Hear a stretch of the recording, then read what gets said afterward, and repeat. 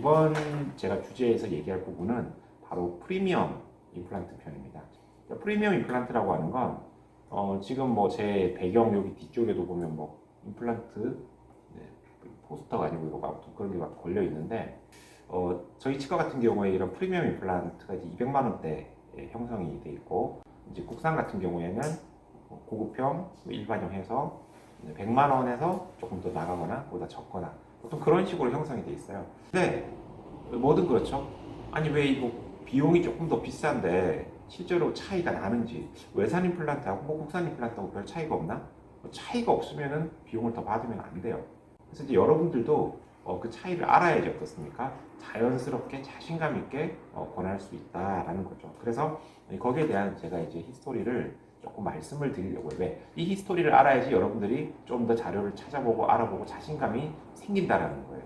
많은 치과에서 또 어떤 원장님들이 뭐 요즘은 국산이나 외산이나 똑같대요.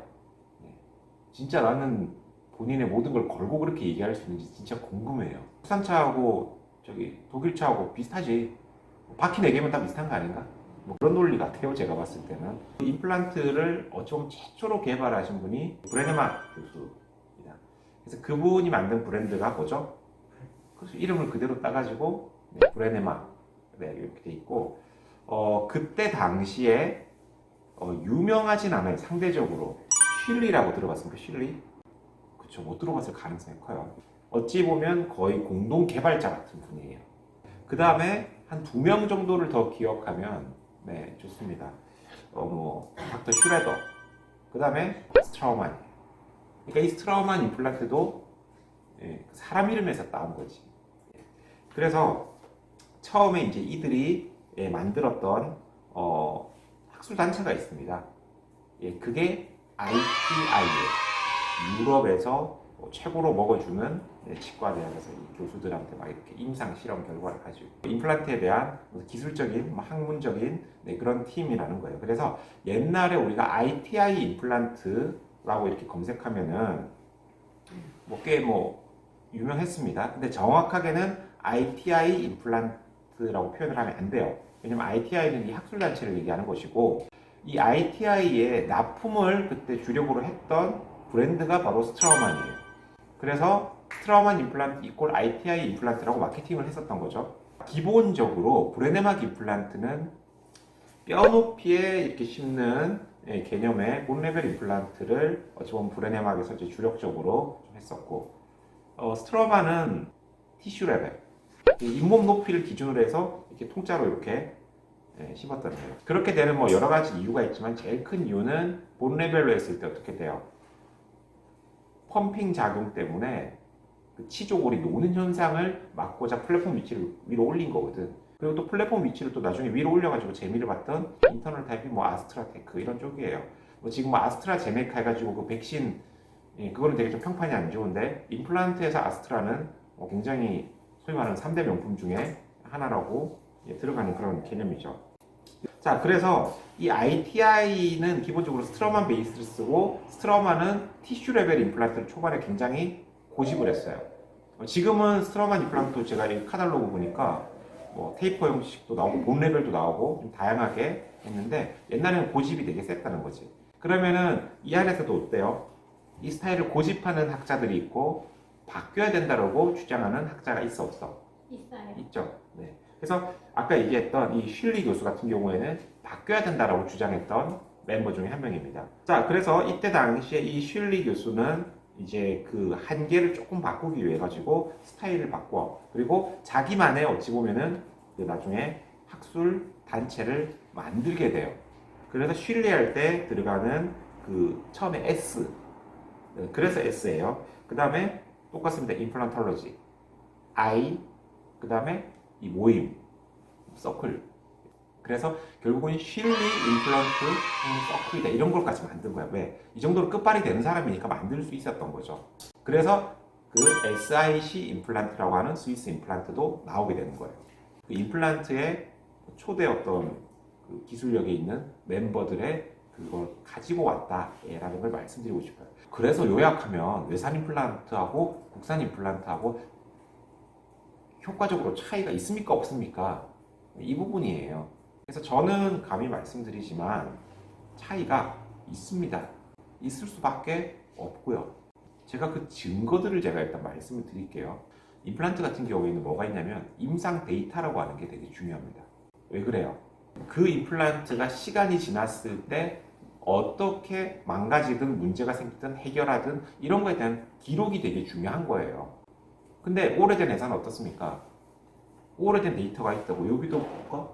예, 뭐 스트로만 보면 뭐 60년 전통의 임플란트 있잖아요. 네.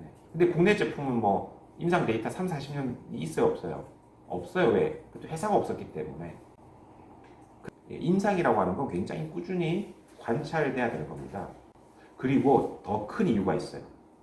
바로 국내 제품들은 대부분 카피 제품들이라는 거죠. 문제가 터졌을 때 원천적으로 연구를 했던 기업들은 어때요? 수정이 편해요. 근데 카피에 급급하면은 왜 그런지 모르고 그냥 모양만 흉내내다 보니까 탈이 생길 수밖에 없다라는 겁니다. 그게 기술력이에요, 사실은. 근데 그걸 똑같다 얘기하면 안 되죠. 보통 일반적으로 3대 명품 임플란트라고 하면은 브레네먼, 그 다음에 스트로만, 아스트라. 예, 그 다음에 기술적으로 굉장히 어쨌든 뛰어나지만 우리나라에서 지명도가 좀 낮은 SIC 이런 게 좀 있다고 했죠. 표면을 거칠거칠하게 만들기 위한 방법을 연구를 하는데 옛날에는 어떤 게 있었냐면은 스프레이를 뿌린 적도 있어요. 티타늄 가루를 막 붙이. 그래서 이제 까칠까칠하니까 이제 심어놨는데 단점이 있어. 그 스레드가 조금 노출되니까 치태가 끼고 뼈가 한 방에 확 녹아버리는 거지. 아, 이래서 안 되겠다 싶어가지고 또 막 했던 게 뭐 아노다이징 있죠? 도금 기술. 네, 그런 것도 있었고. 그 다음에 이제 HA 코팅 뭐 이런 것도 있어요. 그 제가 아까 얘기했던 브랜드 중에 또 유명한 그 짐머라는 회사가 보면 그 HA 기술은 내가 봤을 때는 세계에서 최고인 것 같아요. 그 샌드블러스트, 그러니까 티타늄 가루 이런 것도 뿌리고 뭐 다른 것도 뿌려. 이 거칠기를 주기 위해서. 네. 기본적으로 그렇게 때리는 방식이 우리가 RBM이라고 합니다. RBM. 근데 거기다가 뭐냐면 조금 또 그 마이크로한 더 거칠기를 주기 위해서 어떤 처리에 그렇지 산 처리를 한단 말이에요. 이제 여기서 이제 기술력의 차이가 나는 거예요. 예를 들어서 둘 다 거칠기를 주고 산에 담가서 이렇게 꺼냈어. 그럼 둘 다 SLA잖아. 근데 결과가 똑같다 다르다? 달라요. 다른 거야. 문제는 다른 거야 이게. 왜 달라요? 그게 기술력 차이예요. 예, 그게 기술력 차이. 공정의 차이. 전수조사 이런 걸 한단 말이에요. 이게. 실제로 현미경으로 다 보고 일일이. 그러니까 단가가 높아질 수밖에 없어요. 그 다음에 또 기술력의 차이가 어떤 게 있냐면은 첫 번째는 뭐냐면 아까 여기 모래를 뿌린다고 했잖아요. 근데 기술력이 아직 안 되는 회사는 모래 입자가 어떻게 생겼겠어? 그냥 불규칙적하게 생긴 거야. 그러니까 어때?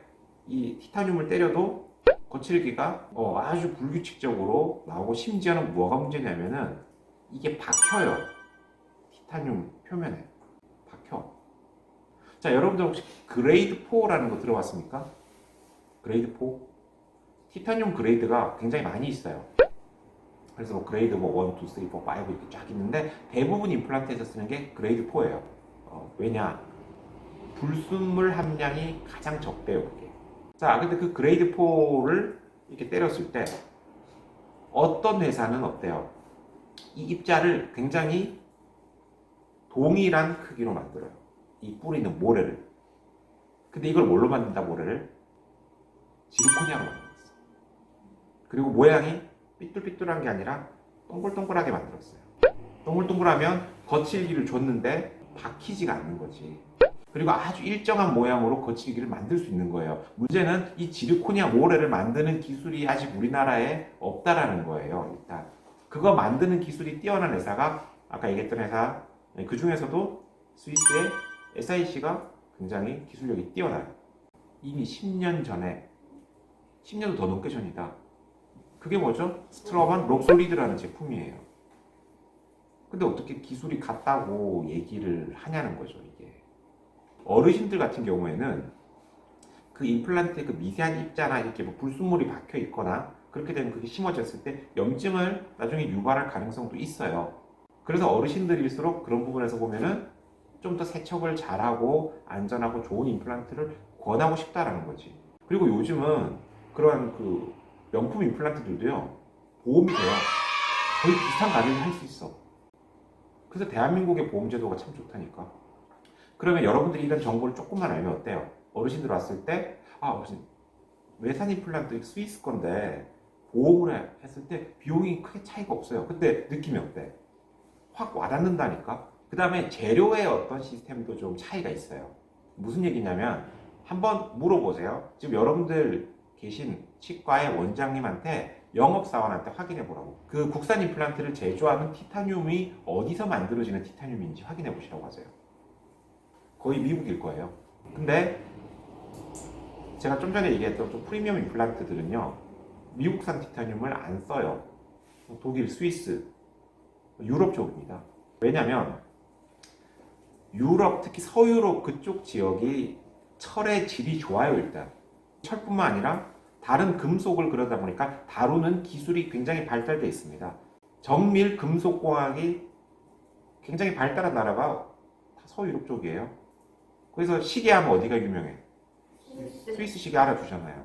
그 사람들은 어떤 생산에 대한 자부심, 마음가짐, 재료를 다루는 기술력, 또 재료의 질, 임상 데이터, 이런 축적된 모든 것들을 비교했을 때 장인 정신으로 만드니까 대접을 받고 비싸게 받으니까 돈도 줄 수 있는 거야. 물론 국내 제품이 유리한 점이 몇 개 있긴 있어요. 첫 번째 뭐죠? 그죠? 싸다. 두 번째 또 있어요. AS망이 좋아. 예, 그래서 부품 수급받거나 뭐 정 급하면 어때? 옆집과 가서 빌려와도 된단 말이야. 빌려봤어? 와, 다 빌려본 경험 있네. 자, 그런 걸 종합했을 때 제가 오늘 소개를 했던 건 아주 극히 일부분이에요. 뭐 예를 들어서 세척 시스템이 굉장히 많고, 그 다음에 불순물이 안 박히고, 그 다음에 뭐 지르코늄 합금을 만들어내고, 뭐 이런 것들이 엄청나게 많아요. 뭐 진머 같은 경우에는 그 다음에 그 콜드웰빙이라고 냉용적 기술, 한번 이렇게 드르륵 돌리면 안 풀리는 기술이 있어. 또 그냥 임플란트 뽑아야 돼. 이거는. 그런 기술력들은 창의력, 창조. 네. 그래서 카피하는 제품은 분명히 한계가 있을 수밖에 없다라는 거죠. 제가 아까 그 얘기했죠. 지금 그런 유럽산 임플란트도 뭐가 된다고 우리나라가? 보험이 돼요. 그러면 우리가 뭘 할 수 있어? 명품의 대중화가 가능하다는 거지. 아무거나 갖고 오지 말자는 거예요. 최소한 스트라우만이라든지 마스트라, 프레네마, SIC 임플란트 뭐 이런 걸 또 딱 권해드렸을 때 예우도 좋고 환자분도 어때요? 이걸 상담하시는 분들이 잘 이해를 하고 이런 히스토리를 통해서 만들어진 거야 하면 얼마나 기분 좋게 자부심을 느끼겠냐고. 자, 오늘 제가 이 스터디의 목적은 여러분들이 조금 관심을 가지셔라. 그리고 여러분들이 만약에 공부하는 만큼 환자분들에게도 더 좋은 임플란트를 권해드릴 수도 있고요. 그 다음에 더 중요한 건 뭐죠? 상담자로서 원장님한테 인정을 또 받는 부분도 있단 말이에요. 성공하고 말고의 문제 이런 거 중요하지 않아요. 권장이라도 할 수 있잖아요. 그럼 최소한 환자분은 고민해보고 선택할 수 있잖아요. 근데 여러분들이 공부를 안 해가지고 몰라가지고 선택 좋지 않았다면 나중에 알고 되면 얼마나 환자분한테 좀 미안해요. 한번 관심을 가지고 이렇게 공부를 해보시라 이거고요. 공부하는 거에 대해서 여러 그 임플란트 회사 영업사원분들한테 연락을 드리면 아주 좋은 자료들을 많이 갖다 줄 거예요. 논문이든 뭐 브로셔든 이런 것들. 왜? 본인들은 영업을 해야 되니까. 그래서 여러분들 좀 관심을 가지시고 그 다음에 이제 이걸 가지고 정말 좋은 제품의 가치를 잘 전달해가지고 환자분들에게도 좀 만족할 수 있고 신뢰할 수 있는 그런 임플란트를 권해드렸으면 좋겠어요. 다음 시간에는 되게 좀 재밌는 얘기를 할 겁니다. 바로 이제 챕터 6 컴플레인 환자에 대한 얘기를 할 거예요. 이게 또 달라. 이게 임플란트 풀마우스, 뭐 외산 임플란트 상담 잘하는 사람 이상으로 어떤 치과에서는 컴플레인 처리를 끝내주게 잘하는 사람을 또 인정해주는 그게 있어요. 근데 원내에서도 포스가 있어 없어? 있어요. 딱 있지. 내가 여기서 지금 거의 한 4년 가까이 있으면서 해결 못한 컴플레인이 있어요 없어요? 없어요. 한 번도 못 봤죠? 그리고 제가 제 선에서 못 끝내가지고 원장님한테 넘어간 거 있어요 없어요? 없어요. 없어요. 구경 못했을 겁니다. 왜? 내가 끝판대장이니까. 자, 그 끝판대장의 컴플레인 처리에 대한 노하우 제가 다음 시간에 책 요약 정리 해가지고 이야기해 드릴 거고요. 자, 여러분들의 어떤 좋아요가 저한테는 큰 힘이 됩니다. 딴 애들도 다 그런 식으로 얘기하더라고. 여기 가서 돈 드는 거 아니니까 좋아요 한 번씩 올려주시고요. 오늘 스트리밍 여기서 마치도록 하겠습니다. 네, 고맙습니다.